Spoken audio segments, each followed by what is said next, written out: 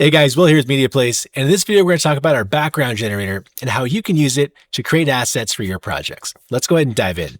All right, so I'm on the main page for our background generator here, and if you don't know how to get here, if you go to your left-hand column on MediaPlace itself, under the Create tab, there is the backgrounds generator, and that's where you'll click to navigate to this area.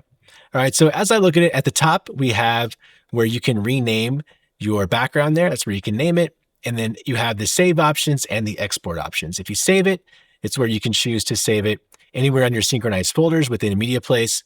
Or if you want to export it out, you can export it out to an external hard drive or somewhere else on your computer that's not synchronized into MediaPlace.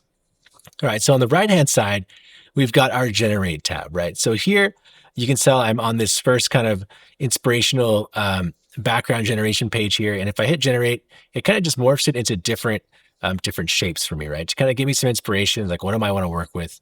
How do I want to use this, right? Underneath that, we've got our format. So we can keep this as an SVG. I could save it out as a PNG or a WebP file. So depending on my needs, I have the option to save these out as different formats. I do have the option as well to choose what type of size I want, right? Do I want this to be a full HD file all the way up to 4K, or do I just want standard HD or square or vertical, depending on my project needs? I have access to that there, or you can customize and do specific ratios that you would like as well. So we do have the option to change positions here. So I could change that shape to the top, the right, I could center it out, I could add to the bottom or the right-hand side. So that's pretty cool. So maybe I want to add some text elements into this background I'm working on. So I can maybe, if I want this type of shape, I can then put this in the corner or maybe change it to the top right corner because I want the text to kind of fill out that space there on the screen. All right, so from here, we can choose which kind of color mode. Do I want this to be a solid color? Do I want it to be linear, right? It gives me two other color options below here. Or do I want this to be like a radial effect, right? Coming out from the center and then radiating outward. So you do have those options, right? So let's go back to solid. So you can choose the background color for this. So right now I'm in a full HD. So whenever I bring this into, say for a video I'm working on, I can bring this background in and then my background will be black. Or do I want it to be white there? Just depending on what I'm working with. Right? Let's keep it white for now. And then my color of the shape itself, I can change from here, right? So do I want it to be this pink color, or I can go up the color spectrum here. And maybe I want it to be like this blue color, right? So this is looking pretty good so far. And then from here, you can change the complexity of your shape by manipulating this graph here, this bar, to do that. And then of course, we want it to be really big, or do we want it to be a smaller shape? So again, it just depends on what you're working with, but these are the options that are available to you, right? And then from here, we could, maybe you don't want this one, but down below we have other options, right? So we've got this style of shape here. So we could come and adjust the waveforms here. So this is waves. Maybe we want peaks. Maybe we want this to be on the bottom, right? And then, or you can change it to steps, right? So again, let's go ahead and save it to waves there. And then you can change the direction of these with the position stuff right here. Right. And then of course we could change the color. You can change solid. We could do this one linear. Maybe you want to change this to let's go up here to this orange color here. This looks all right.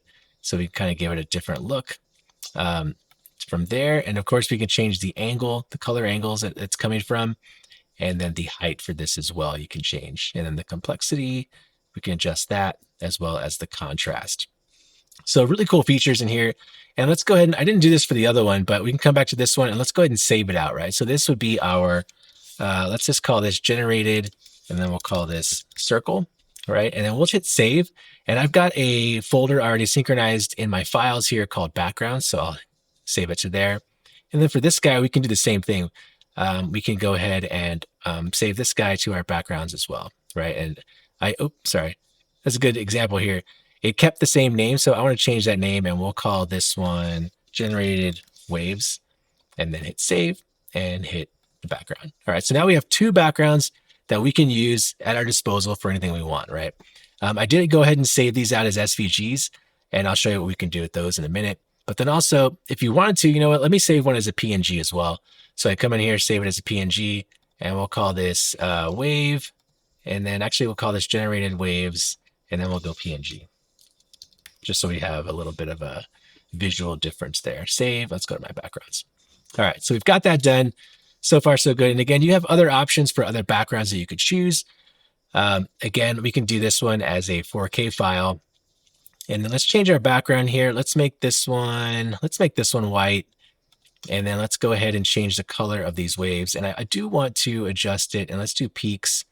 And then let's kind of change these up, and let's make them red or some sort of variation of the red. Let's come up here and let's go here.